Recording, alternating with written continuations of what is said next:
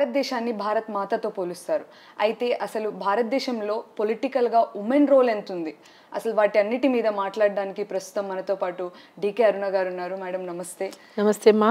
అసలు చెప్పండి, అసలు మన భారతదేశంలో ఉమెన్‌ని పొలిటికల్‌లో చాలా వరకు ఎన్నో స్ట్రగుల్స్, అంటే నార్మల్‌గా లేడీస్ అంటేనే ఏ దేశంలో అయినా సరే చాలా వరకు స్ట్రగుల్స్ ఫేస్ చేస్తూ ఉంటారు అని చెప్తారు. అందులోకి పొలిటికల్‌గా మీరంటే ఒక పొలిటికల్ బ్యాక్గ్రౌండ్ ఫ్యామిలీ ఓకే, కానీ మిగతా వాళ్ళకి ఎలాంటి మెసేజ్ ఇవ్వాలనుకుంటారు అంటే పొలిటికల్‌గా రావడానికి? పొలిటికల్ బ్యాక్గ్రౌండ్ ఫ్యామిలీ అయినా అందరితో బాధగా ఎదుర్కోవాల్సిందే అమ్మా. బ్యాక్గ్రౌండ్ ఉన్నప్పటికి కూడా నాకేమి స్మూత్ ట్రావెల్ ఏం లేదు పాలిటిక్స్లో. అన్నీ ఏమంటారు, రాళ్లల్లో నడిచినా ముళ్ళల్లో నడిచినా అన్ని రకాలుగా అన్నిటిని ఎదుర్కొని ఈ స్థాయికి ఎదిగిన నేను. కంప్లీట్ డెడికేటెడ్గా కమిట్మెంట్తో పట్టుదలతో పనిచేసిన. ఎంతోమంది డీకే అరుణను రాజకీయాలు లేకుండా చేయాలి అనే ఎన్ని కుట్రలు పన్నినా కూడా ఆ కుట్రలన్నిటికి కూడా సమాధానం ప్రజల లోపల నేను ఒక అభిమానాన్ని సంపాదించుకున్నా, ప్రజల లోపల ఒక విశ్వాసాన్ని సంపాదించుకున్నా. ప్రజలందరూ కూడా డీకే అరుణ అంటే ఒక నమ్మకం, డీకే అరుణ అంటే ఒక విశ్వాసం. డీకే అరుణ దగ్గరికి వెళ్తే తప్పకుండా ఆమె ఆదరిస్తుంది, ఆమె పోయిన వారికి కాదనకుండా తన చేతనైనా రకంగా సహాయపడుతుంది అనేటటువంటి ఒక విశ్వాసాన్ని డీకే అరుణ ఈరోజు సంపాదించుకున్నది. కాబట్టే ఈరోజు ఎంతోమంది ఎన్ని రకాలుగా నన్ను ఇబ్బందులు పెట్టాలని చూసినా, ఎన్ని రకాల నా యొక్క ఎదుగుదలను రాజకీయాల్లో అడ్డుకోవాలని చూసినా, ఆ భగవంతుని యొక్క ఆశీర్వాదంతోన, వారు నాకు ఇచ్చినటువంటి శక్తితోన పోరాటం చేస్తూనే ఉన్నా. ఈ పోరాటంలో ప్రజల మద్దతుతోనే నేను పోరాటం చేస్తున్నా, వాళ్ళందరి ప్రజల యొక్క సపోర్ట్తోనే నేను ఇంతవరకు రాగలిగిన. అయితే మొత్తంగా అంటే నార్మల్గా ఒక ఉమెన్ పొలిటికల్ ఎంట్రీ అంటే చాలామంది చాలా వరకు ఆడది ఏం చేస్తుంది పొలిటికల్గా ఎందుకు అని ఫ్యామిలీలో కూడా కొంతమంది అంటారు. అలాంటిది ఏమైనా ఫేస్ చేశారా? అంటే ఇంట్లో వరకు అంటే ఫాదర్కి చెప్పినప్పుడు కానీ పొలిటికల్గా ఎంట్రీ ఇంత సుదీర్ఘ రాజకీయాల్లో అలాంటిది ఏమైనా ఎదురు దెబ్బ తిన్నారా? అంటే ఎవరైనా అనడం అంటే మామూలుగా జనరల్గా ఉంటుంది, ఒక విమెన్ ఈమె జెంట్స్ లాగా పని చేస్తుందా. నేను ఫస్ట్ టైం గెలిచినప్పుడు అందరూ అట్లనే అనుకునేవాళ్ళు. గెలిపించినారు మంచి మెజారిటీతో. నేను ఇండిపెండెంట్గా నిలబడితే నన్ను గెలిపించినారు. మొట్టమొదటిగా నేను గెలిచింది ఇండిపెండెంట్గానే ఎన్నో పోరాటాలు చేసినా, ఎన్ని యుద్ధాలు చేసినా, ఎన్ని రకాలుగా నేను పార్టీల కోసం పనిచేసినా, ఆ రోజు నాకు టికెట్ ఇవ్వలేదు. ఇండిపెండెంట్గా పోరాటం చేస్తే ఆ పోరాటాల ఫలితంగానే ఇండిపెండెంట్గా పోటీ చేస్తే ప్రజలు నన్ను ఆదరించారు, ఓ విశ్వాసంతో నన్ను ఆదరించారు. సో వాళ్ళు ఆ విశ్వాసం ఏదైతే నా మీద ఉంచిండ్రో ఆ విశ్వాసాన్ని ఎప్పటికీ తరగనివ్వకూడదు అనేటటువంటి విధంగానే కమిట్మెంట్తో ప్రజల కోసం పనిచేసిన. సో అభివృద్ధి కోసం పనిచేసిన, ఉమ్మడి జిల్లా అభివృద్ధి కోసం పనిచేసిన. సో ఎప్పుడు కూడా నా ఫ్యామిలీని అంతా కూడా పక్కన పెట్టి ప్రజల కోసం నేను పనిచేసిన. మా ఫాదరు బ్రదరు ఇద్దరు నక్సలైట్ల యొక్క దాడిలో చనిపోయినప్పటికి కూడా ఎక్కడ కూడా అదరలేదు బెదరలేదు, ముందుకెళ్ళి సర్వీస్ చేసినాం. ప్రజల యొక్క పాలమూరు ప్రజలు ఈరోజు ఇంతవరకు కూడా అందరూ నన్ను అభిమానిస్తారు, ఆదరిస్తారు, ఆ యొక్క గౌరవాన్ని ఇస్తారు. అంటే బికాజ్ ఆఫ్ మై ఆ కమిట్మెంటు, ఆ యొక్క ఏమంటారు, ఆ కమిట్మెంటే కాకుండా నా డెడికేషన్ కూడా టువర్డ్స్ మై జాబ్.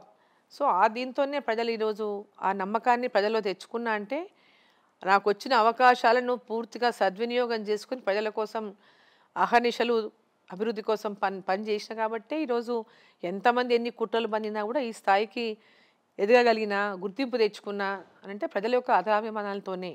సో పట్టుదల ఉండాలి మహిళకు, ఉంటాయి డెఫినెట్గా. మహిళలు అంటేనే చిన్న చూపు ఉంటుంది, మనకు అందరూ తెలియదు. ఏ ఫీల్డ్లో అయినా నేను ఒక పెద్ద అంటే పొలిటికల్ ఫ్యామిలీలోకి వెళ్ళి వచ్చిన, రెండు వైపుల ఫ్యామిలీ ఉంది కాబట్టి అట్లా ఏం లేదు. రెండు పక్కల ఫ్యామిలీ ఉన్నా, ఫ్యామిలీ సపోర్ట్ ఉన్నా, ప్రజల సపోర్ట్ ఉన్నా ఎప్పటికీ కూడా అణిచివేయాలనే చాలామంది చూసిండ్రు, ఈమెను ఎదగనియకూడదు, తొక్కేయాలని. నార్మల్గా చాలా వరకు ఇప్పుడు ఏ స్ట్రీమ్లో చూసినా కూడా అటు డాక్టర్ కావచ్చు, లేకపోతే ఇటు ఫ్యాషన్ ఇండస్ట్రీస్, వీటిలో చాలా వరకు ఉమెన్స్ వస్తున్నారు. కానీ పొలిటికల్గా చూసుకుంటే చాలా అంటే చాలా తక్కువ. అంటే ఇప్పుడు చూసుకున్న కాంగ్రెస్ ప్రభుత్వం గవర్నమెంట్ చూసుకున్నా కూడా అందులో ఇద్దరే మంత్రులు, మిగతా వాళ్ళందరూ పురుషులే. ఎందుకని 50% రిజర్వేషన్ ఎందుకు మనకు ఉండకూడదు? అంటే మహిళలు ఎందుకు ఎక్కువ కనిపిస్తలేదంటారు? ఇప్పుడు నరేంద్ర మోదీ గారు ఎన్నో ఏండ్ల మహిళల యొక్క కళ, చట్టసభల్లో మహిళలకు 33% రిజర్వేషన్ కావాలని. ఈరోజు నరేంద్ర మోదీ గారి యొక్క నాయకత్వంలో ఈరోజు ఆ కళ ఫలించింది. 33% రిజర్వేషన్ యొక్క చట్టానికి పార్లమెంటు ఆమోదం తెలిపింది. రేపు రాబోయేటటువంటి 29లో 33% ఉమెన్ అసెంబ్లీలో ఉంటారు, 33% ఉమెన్ పార్లమెంటుకు వస్తారు. సో అసెంబ్లీకి పార్లమెంటుకు రాబోయే 29లో ఎలక్షన్లో పెద్ద ఎత్తున మహిళలకు అవకాశం రాబోతుంది. సో ఈ 5 yearsలో ఎంతోమంది మహిళలు ప్రిపేర్ కావడానికి టైం దొరికింది.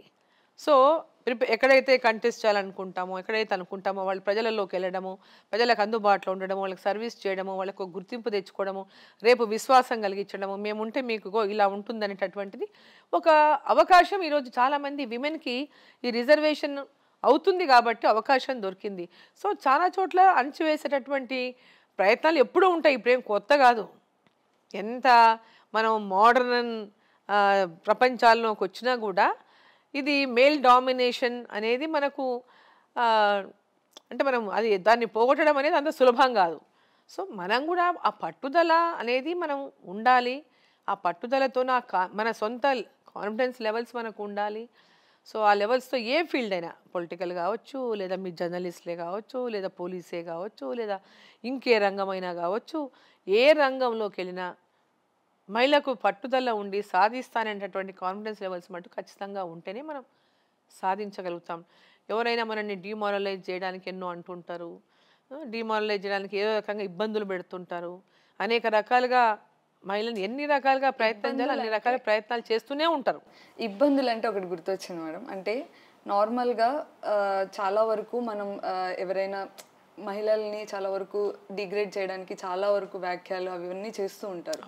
అలాంటి వాటిలో మీకు బాగా బాధ కలిగించారు అంటే ఉమెన్స్ డే స్పెషల్ కాబట్టి, సో నేను ఈ క్వశ్చన్ అడుగుతున్నాను, అంటే మీరు ఎలా దాన్ని ఎదుర్కొన్నారు? అసలు అలాంటి ఎన్నో విమర్శలు వస్తూ ఉంటాయి, చెయ్యని దానికి చేశారు అంటారు. సో అలాంటివన్నీ అసలు ఎలా ఎదుర్కొన్నారు? అంటే అసలు దానికి వాళ్ళు కొన్నిసార్లు కొన్ని ఏమంటారు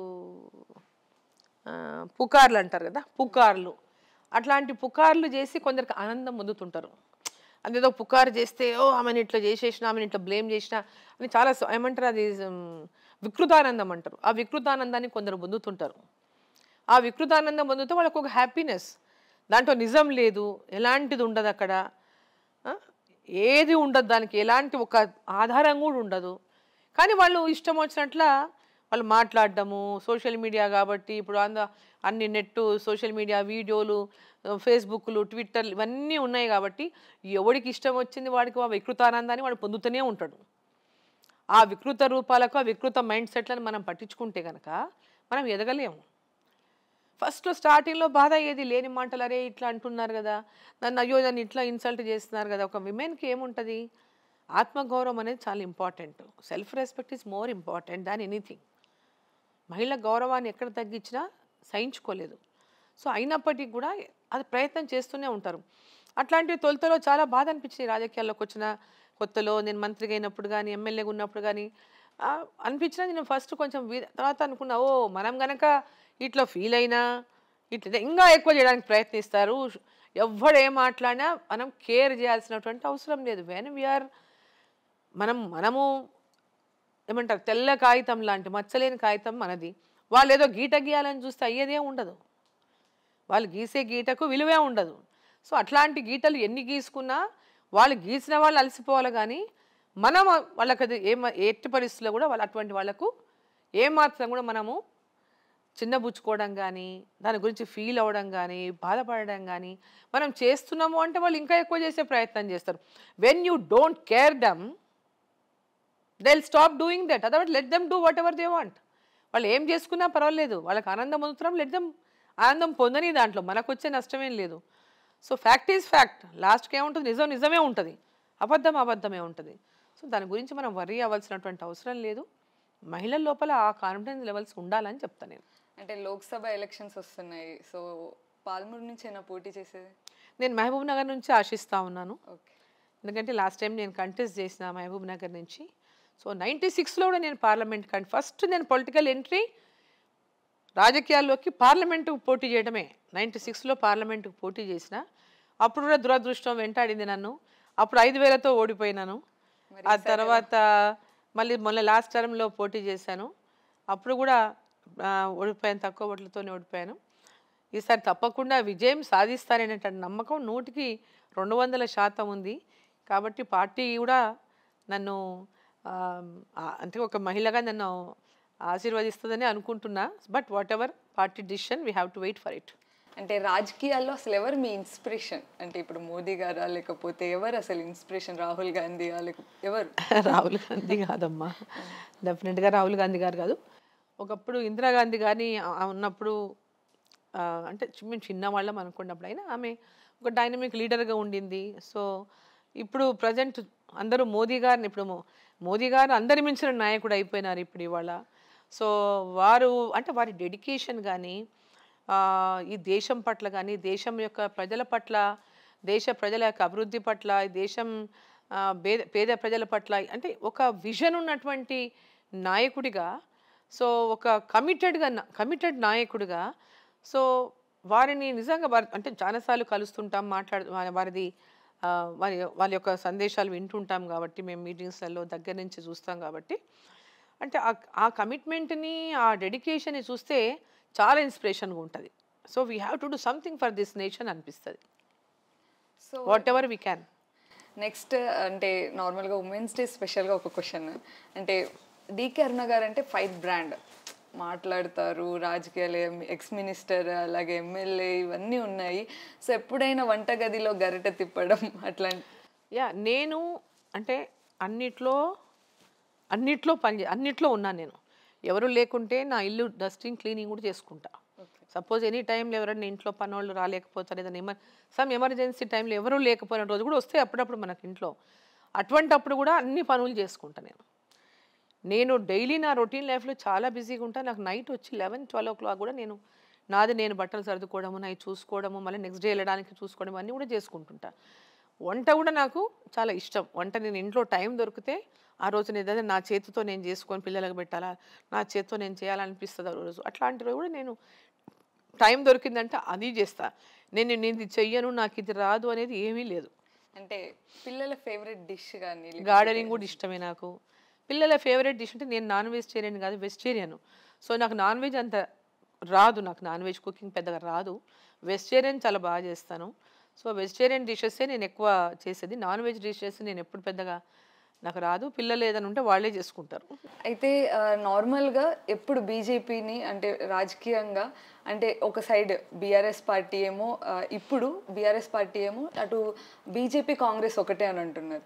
అంటే ఒకప్పుడు మళ్ళీ ఎలక్షన్స్కి ముందేమో కాంగ్రెస్ ఒకటే చెప్పింది, బీఆర్ఎస్ బీజేపీ ఒకటి అని. అసలు ఇంతకు బీజేపీ ఎటు సైడ్ ఉంది? అంటే అటు బీఆర్ఎస్, బీజేపీ సింగిల్గానే ఉంది.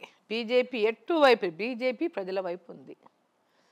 బీజేపీ ప్రజల వైపు ఉంది. బీజేపీ దేశం కోసం పనిచేస్తుంది. బీజేపీ దేశ ప్రజల అభివృద్ధి కోసం పనిచేస్తుంది. బీజేపీ దేశం అభివృద్ధి కోసం పనిచేస్తుంది. బీజేపీ ప్రజల వైపు, ప్రజల కోసం పనిచేస్తుంది. బీఆర్ఎస్, కాంగ్రెస్ రెండు వాళ్ళు ఇంటర్నల్గా అండర్స్టాండింగ్ పెట్టుకొని ఈ రకమైనటువంటి ఒక వాదాన్ని వాళ్ళిద్దరు ఒకటి అనే వాదాన్ని ఒక భారతీయ జనతా పార్టీ బలపడుతుంది, దాన్ని బలపడనీయకుండా చేయాలంటే ఒక ప్లాన్గా వాళ్ళు ఆ నెరేటివ్ క్రియేట్ చేసినారు. దాంట్లో వాళ్ళు చెప్పిన దాంట్లో ఎలాంటి వాస్తవమే లేదు. వాళ్ళు చెప్పిన దాంట్లో 100% అబద్ధము. వాళ్ళిద్దరూ ఒకటిగా ఉండి మళ్ళీ ఇప్పుడు అదే నెరేటివ్ మళ్ళీ తీసుకొచ్చేటటువంటి ప్రయత్నం కాంగ్రెస్ పార్టీ, ఎందుకంటే ఆ నెరేటివ్తోనే గెలిచారు కాబట్టి మళ్ళీ గెలుద్దామని, మళ్ళీ పార్లమెంట్ అట్లే నెరేటివ్ తీసుకుపోదామని అంటున్నారు. కానీ ప్రజలు నమ్మే పరిస్థితి లేదు. దేశమంతా నరేంద్ర మోదీ గారు కావాలి ప్రధానమంత్రిని కోరుకుంటున్నారు. మళ్ళీ తెలంగాణ ప్రజలు కూడా నరేంద్ర మోదీ గారు ప్రధానమంత్రిగా ఉండాలని కోరుకుంటున్నారు. కాబట్టి తెలంగాణలో పార్లమెంటు స్థానాల్లో మెజారిటీ స్థానాలు భారతీయ జనతా పార్టీ గెలుచుకుంటుంది. దాంట్లో వాళ్ళు ఎలాంటి అబద్ధపు నేరేటివ్లు క్రియేట్ చేసినా ప్రజలు ఇప్పుడు నమ్మే పరిస్థితిలో లేరు. అయితే మొత్తంగా అంటే ఇప్పుడు పార్లమెంట్ నుంచి ఒకవేళ గెలిచి పార్లమెంట్కి వెళ్తే ఎలక్షన్స్లో అసలు తెలంగాణ నుంచి అంటే ఎలాంటి వాయిస్ రేస్ చేయాలనుకుంటున్నారు? డెఫినెట్గా తెలంగాణ యొక్క డెవలప్మెంట్ కోసం, ఈ ప్రాంతం అభివృద్ధి కోసం తప్పకుండా మా వాయిస్ వినిపిస్తాము.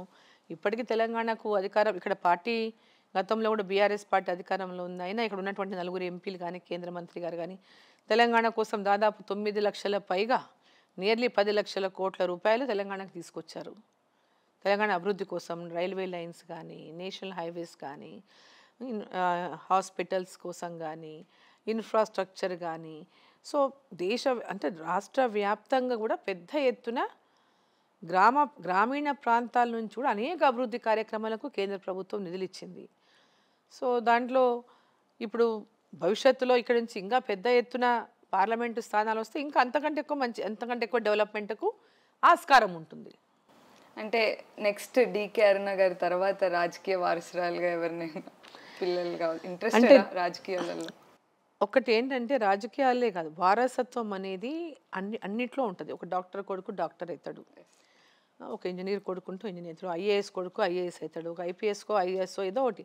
ఏ ప్రొఫెషన్లో ఉన్నటువంటి వాళ్ళు ఆ ప్రొఫెషన్లోకి పోతుండడం అనేది సర్వసాధారణంగా మనం చూస్తాం. అంటే పాలిటిక్స్లో కూడా ఇంట్రెస్ట్ ఉన్నటువంటి వాళ్ళు ఉంటే రాజకీయాల్లోకి ముందుకు వస్తారు. ఇప్పుడు అట్లా నాకు 3 అమ్మాయిలు, దాంట్లో 2 అమ్మాయిలకు పెద్ద అమ్మాయికి అస్సలే ఇంట్రెస్ట్ లేదు. 2 అమ్మాయి ఫాలో అప్ చేస్తుంది మొత్తం పాలిటిక్స్, కానీ తను డైరెక్ట్గా ఇన్వాల్వ్ అవ్వడం తనకు పెద్దగా ఇంట్రెస్ట్ లేదు. సో 3వ అమ్మాయి చిన్న అమ్మాయి తను నాకు పెద్ద ఎత్తున హెల్ప్ చేస్తుంటుంది. తను కూడా జనరల్ సెక్రటరీ ఉంది, జిల్లా జనరల్ సెక్రటరీ బీజేపీ. సో అన్ని ప్రోగ్రామ్స్లో దాంట్లో యాక్టివ్గా పార్టిసిపేట్ చేస్తుంది. తను ఇప్పుడు కొంచెం అంతకుముందు కూడా కాంగ్రెస్లో ఉన్నప్పుడు యూత్ కాంగ్రెస్లో ఉండింది సెక్రటరీగా. సో తను ఇప్పుడు పెద్ద ఎత్తున యాక్టివ్గా ఉంటుంది, యూత్లో ఉంటుంది, పనిచేస్తుంది, పార్టీ కార్యక్రమాలు చేస్తుంది, బ్రహ్మాండంగా ఆర్గనైజ్ చేస్తుంది అన్నిటినీ కూడా. సో టైం అనేది ఎప్పుడు వస్తుంది అనేటటువంటిది నేను ఇప్పుడే చెప్పలేను. రాజకీయాల్లోకి వస్తుంది ఎప్పుడో తన ఇంట్రెస్ట్ ఉన్నప్పుడు, ఎప్పుడు రావాలో. తనకి చిన్న పిల్లలు ఉన్నారు, చిన్న పిల్లలు కాబట్టి రెస్పాన్సిబిలిటీస్ కూడా ఉంటాయి. సో వెనెవర్ ఇప్పుడు రాజకీయాల్లో అనుభవం అయితే ఉండాలి, ముందు అనుభవం ఉండాలి, నేర్చుకోవాలి, తెలుసుకోవాలి, ప్రజలకు కమిటెడ్గా పనిచేయాలి, వాళ్ళకి అందుబాటులో ఉండాలి, అవన్నీ వాళ్ళు అవగాహన చేసుకోవాలి. దాని తర్వాత తను ఎప్పుడు ఎంట్రీ కావాలనుకుంటే అప్పుడు అవ్వచ్చు రాజకీయాల్లో. మీరు ఎలాంటి సజెషన్స్ ఇస్తున్నారు అంటే రాజకీయాల్లోకి వచ్చి ఎంటర్ ఇస్తాను అంటే? ఒకవేళ నేను అదే చెప్పాను ఫస్ట్. ఇప్పుడు పిల్లలు చిన్నగా ఉన్నారు, దీనికి ఫుల్ టైం ఇవ్వాల్సి వస్తుంది. పాలిటిక్స్ అంటే full time job, nothing but full time job ఇది. సో ఫుల్ టైం నువ్వు ఎప్పుడు ఇవ్వగలుగుతావో అప్పుడు రాజకీయాల్లోకి ఎంట్రీ అవ్వు. ఇప్పుడు పిల్లలు చిన్నగా ఉన్నారు, సరే ఇప్పుడు నువ్వు కొన్నిసార్లు అంటే పిల్లలతో చూసుకుంటూ రాజకీయాలు చేస్తుంది, ఇప్పుడు పాలిటిక్స్లో పనిచేస్తుంది. సో కాబట్టి ఇప్పుడు తన టైంను అనుకూలంగా, ఏ టైం అనుకూలంగా ఉంటే తను ఎప్పుడు కరెక్ట్ టైం ఫీల్ అవుతే అప్పుడు రావచ్చు. దాన్ని భారతదేశం మొత్తం కూడా గర్వించదగ్గ ఘట్టం ఏదైనా ఉందంటే అది అయోధ్య అని చెప్పుకోవచ్చు మెయిన్గా. సో ఆ ఎఫెక్ట్ ఏమైనా అంటే భారతదేశం మొత్తం మీద అయితే చూపించింది. సో తెలంగాణలో ఏ విధంగా ఉండబోతుంది, అలాగే లోక్సభ ఎన్నికల్లో ప్రభావం చూపిస్తుంది అనుకుంటారా? అది ఒక బ్రహ్మాండమైనటువంటి కార్యక్రమం. దేశంలో ఉన్న ప్రతి ఒక్కరూ ప్రతి ఇంట్లో పండుగ చేసుకున్నటువంటి కార్యక్రమం శ్రీ రాముల వారి యొక్క ప్రాణ ప్రతిష్ఠ జనవరి 22. సో ప్రతి ఊర్లో ప్రతి ఇంట్లో వాళ్ళు ఆ పండగ చేసుకున్నారు. గతంలో ఏ పండగ కూడా ఇంత గొప్పగా చేసి ఉండరు. సో శ్రీరామనవమి కూడా అంత పెద్దగా ఎప్పుడు చేసి ఉండరు. ఎవ్రీ ఇయర్ శ్రీరామనవమి కూడా చాలా పెద్ద ఎత్తున చేస్తారు గ్రామాల్లో. ఆ రాముల వారి ప్రాణ ప్రతిష్ఠ సమయంలో ప్రతి ఇంటికి అక్షింతలు వెళ్ళినాయి. సో అంటే 500 సంవత్సరాల నుంచి రాముల వారు పుట్టిన చోట రాముల వారికి గుడి లేదా అన్నది ప్రజలకు అంతవరకు కూడా చాలా వరకు తెలియదు. సో రాముడు పుట్టినటువంటి స్థలం అయోధ్యలో, ఆయన జన్మభూమిలో ఆయన ఒక గుడిసెలో ఇన్నాళ్ళు ఉన్నాడా అనేటటువంటిది ప్రతి ఒక్కరి కూడా కదిలించేసింది. అరే ఏంది ఇది, ఇన్నేళ్ళు కూడా రాముడు గుడికి లేకపోవడం ఏంటిది, ఆయన విగ్రహాన్ని బయట పెట్టడం ఏంటిది అనేది. సో ఆ రాముని యొక్క ప్రాణ ప్రతిష్ఠ నరేంద్ర మోదీ గారు చేసిన రోజు ప్రతి ఒక్కరూ ఎలా ఫీల్ అయ్యారంటే, అరే స్వయంగా శ్రీ రాముల వారే ఆయన చేతుల మీదుగా ఈ కార్యక్రమాన్ని జరపాలని కోరుకున్నారేమో, అందుకే ఇది ఇంత బ్రహ్మాండంగా జరిగిందనేటటువంటిది ప్రతి ఒక్కరికి కూడా ఫీలింగ్, ఆ ఎమోషన్ ప్రజల లోపల చూసాం మనం. సో మేము కూడా అది ఆ ఎమోషన్ ఆ టైంలో రాముల వారి ప్రాణప్రతిష్ఠ జరుగుతుంటే ఆ విగ్రహం చూస్తుంటే అసలు ఆనందంతో నిజంగా అరే అంటే ఒక దేవుణ్ణి మనం ఎంత ఆరాధిస్తామో, సో ఆ సమయంలో ఆ విగ్రహ ప్రతిష్టాపన జరుగుతున్నప్పుడు అంత ఉద్వేగంగా అంత ఎమోషనల్గా అనిపించింది. సో ప్రతి ఒక్కరు కూడా అట్లనే ఫీల్ అయినట్టుగా చూసాం ఆ మూమెంట్లో. సో తప్పకుండా ఈ రాముల వారి యొక్క ప్రాణప్రతిష్ఠ జరిగిన రోజు జరిగినటువంటి కార్యక్రమం ప్రతి ఒక్కరి గుండెల్లో నరేంద్ర మోదీ గారు ఆ యొక్క ప్రాణప్రతిష్ఠ చేసినందుకు ప్రతి ఒక్కరికి కూడా ఈరోజు నిలిచిపోయినారు. ప్రతి గ్రామాన కూడా నరేంద్ర మోదీ గారి పేరు ఈరోజు రామస్మరణతో పాటు మోదీ గారి పేరు కూడా ఆ రోజు అందరూ ప్రతి ఒక్కరు కూడా ఇంత గొప్ప కార్యక్రమం జరిగిందనేది ప్రతి ఒక్క గ్రామానికి ఇంటింటికి రీచ్ అయ్యింది మోదీ గారు. సో ఈరోజు తెలంగాణ మొత్తంగా కూడా ఈ దేశం బాగుండాలి, ఈ దేశంలో పేదవాళ్ళు బాగుపడాలి, ఈ దేశం అభివృద్ధి చెందాలంటే నరేంద్ర మోదీ గారి అంటే నాయకుడు ఉండాలని ఈరోజు ప్రతి ఒక్కరు కూడా అభిలాషిస్తున్నారు. ఆ మూమెంట్ అట్లాంటిది. అంటే దేశవ్యాప్తంగా కూడా మోదీ గారు వచ్చిన కాడి నుంచి మహిళలు ఓటర్స్ని అట్రాక్ట్ చేసే పనిలో ఉన్నారని చెప్పుకోవచ్చు. బట్ 33% రిజర్వేషన్ కావచ్చు, ఎన్నో స్కీములు మహిళల్ని ప్రోత్సహించడం, ఎడ్యుకేషన్ పరంగా కానీ అటు ట్రైబల్స్ని కూడా. సో ఇవన్నీ మీకు ప్లస్ అవుతుంది అనుకుంటారా? అంటే మీరు నార్మల్గా మినిస్టర్గా చేశారు, ఎమ్మెల్యేగా చేశారు, సో ఎంతోమంది మహిళలకు కూడా ఇన్స్పిరేషన్ అని చెప్పుకోవచ్చు. సో బేసిక్గా వారు మహిళలకి పెద్ద ఎత్తున అంటే వాళ్ళ క్యాపబిలిటీస్ని గుర్తిస్తున్నారు మోదీ గారు. మహిళకు ఉన్నటువంటి క్యాపబిలిటీస్ని, మహిళకి ఇవ్వాల్సినటువంటి గౌరవాన్ని, మహిళకి ఇవ్వాల్సినటువంటి స్థానాన్ని అందరూ ఇచ్చే విధంగా వారు మహిళను ఒక గౌరవమైనటువంటి స్థానంలోకి తీసుకురావాలి, మహిళ ఆర్థిక స్థితిని మెరుగుపరచాలి. ఇట్లా అనేక రంగాల్లో ఈరోజు మహిళకు ఈరోజు పెద్ద ఎత్తున ప్రాధాన్యత ఇస్తూ ఉన్నారు. ముఖ్యంగా మన దేశానికి తొలి మహిళ అయినటువంటి ద్రౌపది ముర్ము గారు ఒక మహిళ, గిరిజన మహిళ, ఈరోజు మనకి రాష్ట్రపతిగా ఉన్నారు. అదేవిధంగా ఈరోజు మోదీ గారి క్యాబినెట్లో 11 మంది మహిళా మంత్రులు ఉన్నారు క్యాబినెట్లో. దాంట్లో నిర్మలా సీతారామన్ గారు అతి ముఖ్యమైనటువంటి శాఖ నిర్వహిస్తూ ఉన్నారు, ఆర్థిక శాఖని. సో అదేవిధంగా ఇవాళ మహిళల్లో పెద్ద ఎత్తున బేటీ పడావో బేటీ బచావో అనేటటువంటి కార్యక్రమాన్ని తీసుకొచ్చి ప్రతి అమ్మాయి చదువుకోవాలనేటటువంటి విధంగా కూడా పెద్ద ఎత్తున ఆడపిల్లలకి విద్యా ప్రోత్సాహాన్ని అందిస్తున్నారు. అంటే ఇదంతా ఏంటంటే ఒక ఎంకరేజ్మెంట్, విమెన్కి encouragement, girl child encouragement. So అదేవిధంగా మహిళలకి ఈరోజు గ్రామాల్లోకి వెళ్తే వాళ్ళకి టాయిలెట్స్ లేవు, వారు కూడా ఒక బీద కుటుంబం నుంచి వచ్చినటువంటి వారు నరేంద్ర మోదీ గారు అన్ని బీద కుటుంబంలో ఫ్యామిలీస్లో కష్టాలు తెలిసినటువంటి వాడు, చూసినటువంటి వాడు కాబట్టి వారు ఒక బీద కుటుంబాల్లో ఏ విధంగా ఉంటే వాళ్ళు టాయిలెట్ లేకుండా బయటికి ఇప్పటికి కూడా ఇంకా ఇన్నేళ్ళ మన స్వతంత్రం వచ్చి ఇన్నేళ్ళ తర్వాత కూడా ఇంకా బయటికి మహిళలు చెంబులు పట్టుకొని పోతున్నారు అనేటటువంటి ఆలోచన. ఆ ఆలోచనకి ఆయన ప్రతి ఒక్కరికి టాయిలెట్ ఉండాలి, ప్రతి మహిళ ఆత్మ గౌరవంతో బ్రతకాలి అనే దానికి ప్రతి ఒక్కరికి టాయిలెట్ కట్టించాలని టాయిలెట్ల కార్యక్రమం పెద్ద ఎత్తున చేపట్టి టాయిలెట్స్ కట్టించారు. అంటే ప్రతి ఇంట్లో మహిళ కట్టెల పొయ్యి మీద వంటలు చేస్తుంది. సో కట్టెల పొయ్యిలో ఇన్నేళ్ళ తర్వాత కట్టెల పొయ్యి మీద వంటలు చేసుకునేటటువంటి పరిస్థితి ఉన్నది. వాళ్ళు డబ్బులు ఇచ్చి ఒక కనెక్షన్ కావాలంటే 4,000 5,000 వాళ్ళు కొనుక్కోలేరని చెప్పేసి వారికి పేదవాళ్ళకందరికి కూడా వాళ్ళ కన్ను చూపు తక్కువైపోతుంది, లేదా లంగ్స్ దెబ్బతింటున్నాయి, వాళ్ళ అనారోగ్యానికి గురవుతున్నారు మహిళలు అని పేద మహిళలకు అందరికీ కూడా ఉచితంగా ఉజ్వల గ్యాస్ కనెక్షన్స్ ఇప్పించారు. అదేవిధంగా మహిళలకి పొదుపు సంఘాల మహిళలకి పెద్ద ఎత్తున పావుల వడ్డీ రుణాలు, ముద్రా లోన్లు, చిన్న పరిశ్రమలు పెట్టుకోవడానికి వాళ్ళకి రుణాలు, సో తక్కువ వడ్డీకే రుణాలు మహిళలకు ఇచ్చే కార్యక్రమం, పరిశ్రమలు పెట్టుకునే మహిళలకు కూడా తక్కువ వడ్డీకే రుణాలు. సో ఈరోజు ఈరోజు గరీబ్ కళ్యాణ్ అన్న యోజన, దాంట్లో కూడా ప్రతి మహిళకు కరోనా వచ్చినప్పటి నుంచి ప్రతి కుటుంబానికి కూడా ఇవాళ దాకా ఒక్కొక్కరికి 5 కిలోల చొప్పున ఫ్రీ బియ్యాన్ని అందిస్తున్నారు.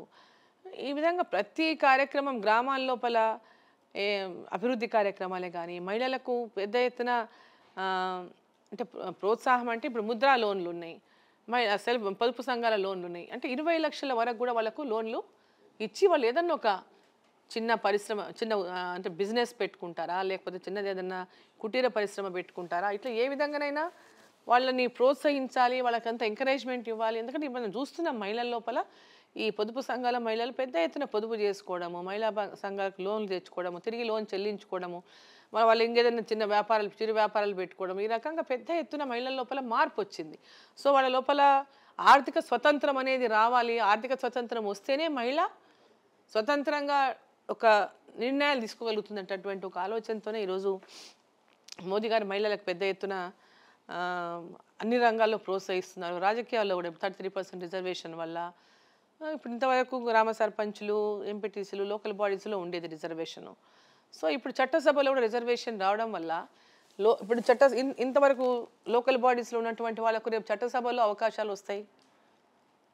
సో పెద్ద ఎత్తున మహిళలకు రాజకీయాల్లో పెద్ద ఎత్తున అవకాశం వస్తుంది. ఒక మహిళ అంటే ఒక ఇంటిని సమర్థవంతంగా నడపాలి అంటే దాంట్లో మహిళ పాత్ర కీలక పాత్ర.